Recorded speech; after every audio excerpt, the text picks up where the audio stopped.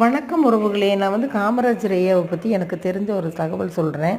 கா விலைவாசி உயர்வை பற்றி ஒரு மாநாட்டில் அண்ணாதுரை ரொம்ப நேரமாக பேசிகிட்டு இருக்கிறாரு. அவர் விலைவாசி ரொம்ப அதிகமாக இருக்குதுன்னு பேசிகிட்டு இருக்கிறப்போ காமராஜர் ஐயாவை பற்றி அவருக்கு என்ன தெரியும், விலைவாசி பற்றி அவரே கட்ட பிரம்மச்சாரி, அவருக்கு என்ன தெரிய போகுதுன்னு அவரை பேசிட்டு இறங்கிடுறாரு.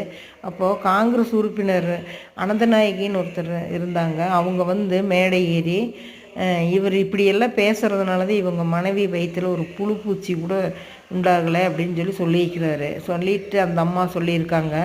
அது காமராஜர் ஐயா அப்போ வரைக்கும் சிரிச்சுட்டு கேட்டுட்டு இருந்தார் அம்மா. அப்போ அவங்க அந்த அண்ணாதுரை மனைவி பற்றி பேசணுன்னே சொன்னாங்களாம்மா, நீ இப்படி ஒரு பெண்ணாக இருந்துட்டு இப்படி ஒரு பெண்ணை பேசலாமா, அவங்க மனசு என்ன பாடுபடு, இப்போ நீ மன்னிப்பு கேளுன்னு சொன்னாராம்.